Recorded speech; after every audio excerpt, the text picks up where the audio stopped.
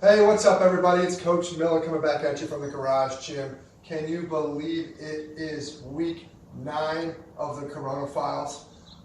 It's Monday, so you know we're going to hit some legs today. The first thing we're going to do is warm up with some basic agility work. I got my little 1x2 scrap piece of wood here.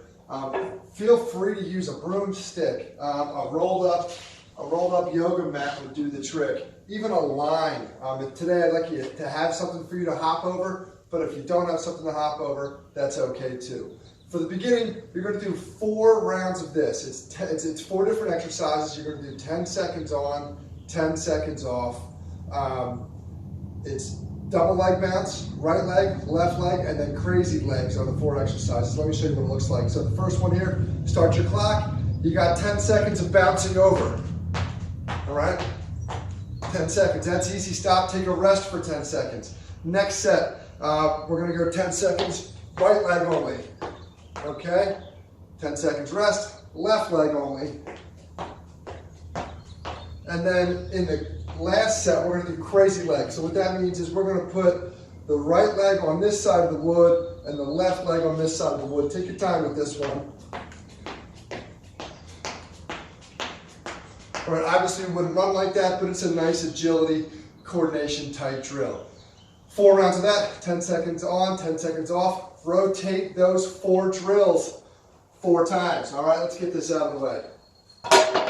Now we've got Hindu squats. I've actually never done these. I've heard a lot about Hindu squats over the years.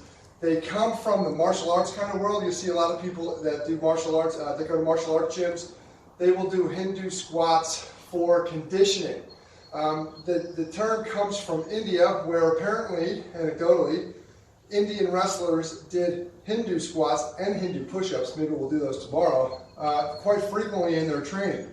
There's reports that these wrestlers would do up to 1,000 reps in a day, sets of hundreds at a time.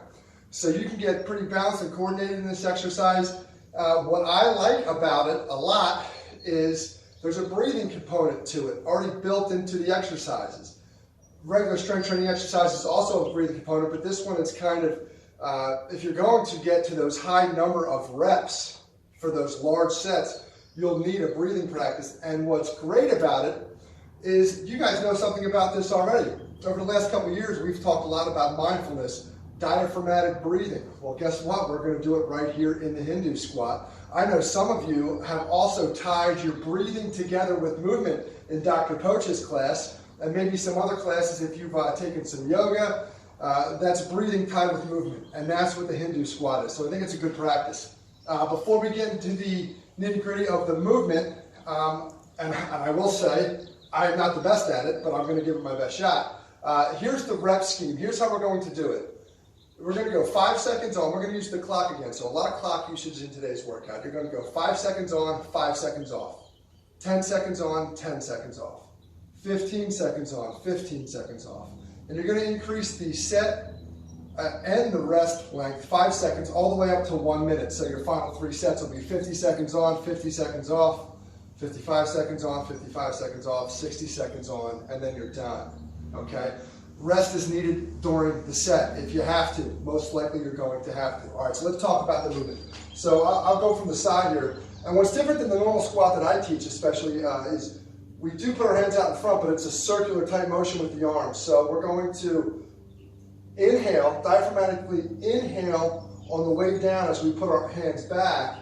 And as we squat down, we are going to lift our heels up and be on the balls of our feet and our toes. We're going to touch our ankles and then stand up. So that's 1. Okay, and then it's a rhythmic type action with the Hindu squat. Come up on your toes. It's real easy to lose your balance if you go too fast. All right, but let's do some of this breathing. So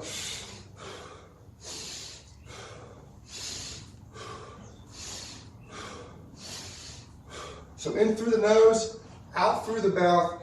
Try to fill your diaphragm. If you get some air in your diaphragm as you hit the bottom of that squat, the extra pressure there actually helps to bounce you up out of it. So while there might be some fatigue in your legs, once you get past it and you can move that lactic acid through, the breathing will really help. to make you stronger and pop you out at the bottom of that exercise. If you want to take a look at it from the front, so we're nice and tall. One thing I did forget to mention, you want to try to stay nice and vertical on this. Arms go forward, arms go back. You want to stay tall. You want to avoid tipping forward, okay? You being able to get your heels up in the air and on the balls of your feet should allow you to stay more vertical as you descend through the movement, all right? Good luck with this one, everybody.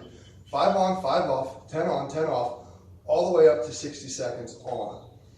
You might be a little bit sore tomorrow. Some of you are so well conditioned, I bet you'll have no problem with it. Also, last thing, if you want to count your reps, if you can manage all of that, and I'm going to ask my 7th and 8th grade classes to do this, if you can count all your reps, that would be fantastic. I want to see how many people get. All right, everybody, have a good Monday. Stay safe.